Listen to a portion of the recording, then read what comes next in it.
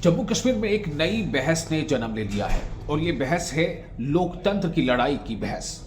जी हाँ, विपक्ष यानी जम्मू कश्मीर में जितनी पार्टियां विपक्ष में हैं वो लगातार अब ये कह रही हैं कि अब वक्त आ गया है कि जम्मू कश्मीर की जो लोकतंत्र बहाली की लड़ाई है इसे और मजबूत किया जाए और इसे और स्ट्रांग किया जाए।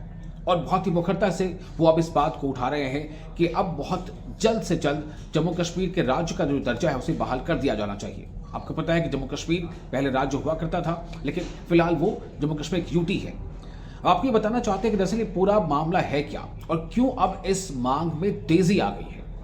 दरअसल आपको बता दें कि जो सेंटर है यानी केंद्र सरकार ने एक ऐसा फैसला लिया है, यूटी में जो दो जमातें हैं, एक है अवामी एक्शन कमेटी जो मीर वाइज उमर फारूक का चलाते थे और दूसरी है जम्मू कश्मीर इत्तेहाद मुस्लिमीन जो अब्बास अंसारी उसकी देखभाल करते थे।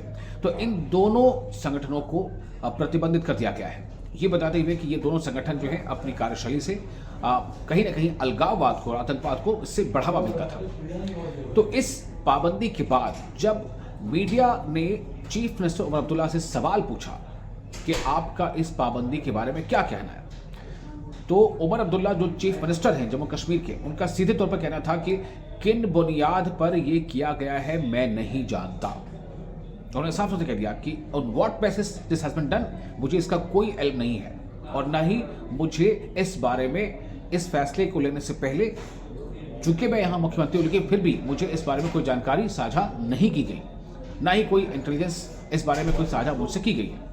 साथ ही उन्होंने ये भी कहा कि ऑन प्रिंसिपल हम इस तरह के एक्शंस के खिलाफ हैं, ऐसा नहीं होना चाहिए।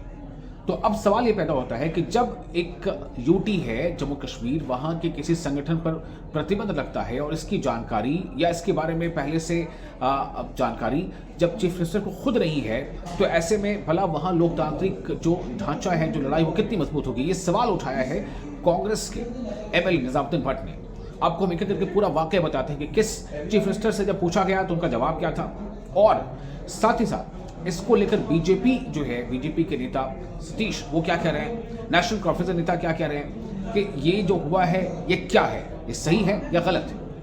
अब किस बुनियाद पे हुआ वो मैं नहीं जानता हूँ। ये चीज़ें इलेक्टेड गवर्नमेंट के दायरे इख्तियार में है नहीं, और जिस इंटेलिजेंस के बुनियाद पे ये हुआ है वो हमारे साथ शेयर हुआ नहीं है। ऑन प्रिंसिपल हम इन फैसलों के हक में कभी रहे नहीं हैं। लेकिन सीएम उमर अब्दुल्ला के इस बयान के बाद सियासी घमासान और तेज हो गया है। नेशनल कॉन्फ्रेंस और कांग्रेस ने इस पर आपत्ति जताते हुए कहा है कि मुख्यमंत्री को इस फैसले की जानकारी क्यों नहीं थी। क्या केंद्र सरकार को राज्य सरकार को विश्वास में नहीं लेना चाहिए था। उप मुख्यमंत्री सुरेंद्र चौधरी ने इस पर सफाई देते हुए कहा कि कानून व्यवस्था उनके हाथ में नहीं है और इस फैसले के लिए उनसे सवाल पूछना गलत है। अब आपको पता है पुलिस हमारे हाथ में नहीं है, पुलिस कहीं और है, उसका कंट्रोल कहीं और है, तो इसमें मेरे ख्याल कोई सवाल हमसे बनता ही नहीं है। हमें पूछिए सरकार क्या करना है, सरकार क्या कर रही है। लेकिन जहां तक लॉ एंड ऑर्डर की प्रॉब्लम है, वो जिनके पास पुलिस है वो जवाब दें क्यों हुआ, कैसे हुआ, और ये अगर ये इनको बैन किया गया, इतनी क्या जरूरत पड़ी थी। जब हम कहते हैं जम्मू कश्मीर के हालात ठीक हो गए हैं और ठीक हो रहे हैं, तो मुझे लगता है कि अब हमें इन चक्रों में रहना चाहिए। कांग्रेस विधायक निजामुद्दीन भट्ट ने भी इस प्रतिबंध को लेकर केंद्र सरकार पर हमला बोला। उनका कहना था कि राज्य सरकार को इस बारे में बताया जाना चाहिए था। निजामुद्दीन भट्ट ने कहा कि यह बहुत ही दुर्भाग्यपूर्ण है कि चीफ मिनिस्टर उमर अब्दुल्ला ने कहा कि उन्हें इसकी जानकारी नहीं है। इस पे टिप्पणी करते हुए कहा था कि there was a necessity to take UT government into confidence.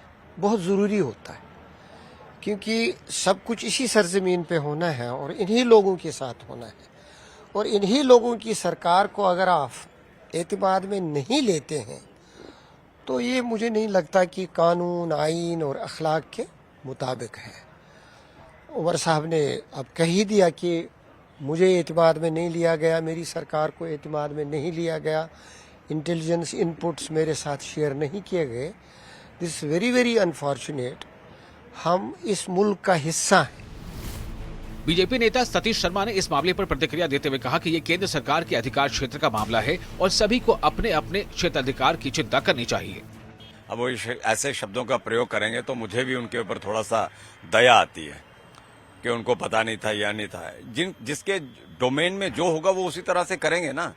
अब ये भारत सरकार के डोमेन में था, यहाँ पे क्या क्या हो रहा था, तो उन्होंने जो निर्णय लिया तो हम लोग उसका स्वागत कर रहे हैं। और क्या कह सकते हैं, मुख्यमंत्री जी वो कबूतर की तरह आंखें बंद कर लें तो हम क्या कहेंगे साहब। तो आपने लगभग तमाम नेताओं को सुना, जो अलग अलग पार्टियों के रिप्रेजेंटेटिव हैं उनको सुना। तो मोटे तौर पर ये बात कही जा सकती है कि जम्मू कश्मीर में जो चुनाव के पहले से जो ये मांग उठती चली जा रही थी कि राज्य का दर्जा जल्द से जल्द बहाल किया जाए, और चूंकि इस बारे में खुद प्रधानमंत्री ने भी कहा है और खुद केंद्रीय गृह मंत्री ने भी इस बारे में सदन में बात कही थी कि हम जम्मू कश्मीर का राज्य का दर्जा वक्त आने पर बहाल कर देंगे, लेकिन लोगों के जहन में अब यह है कि भाई अब कौन सा वक्त आएगा। लोग ये सवाल उठा रहे हैं कि अब वक्त आ गया है।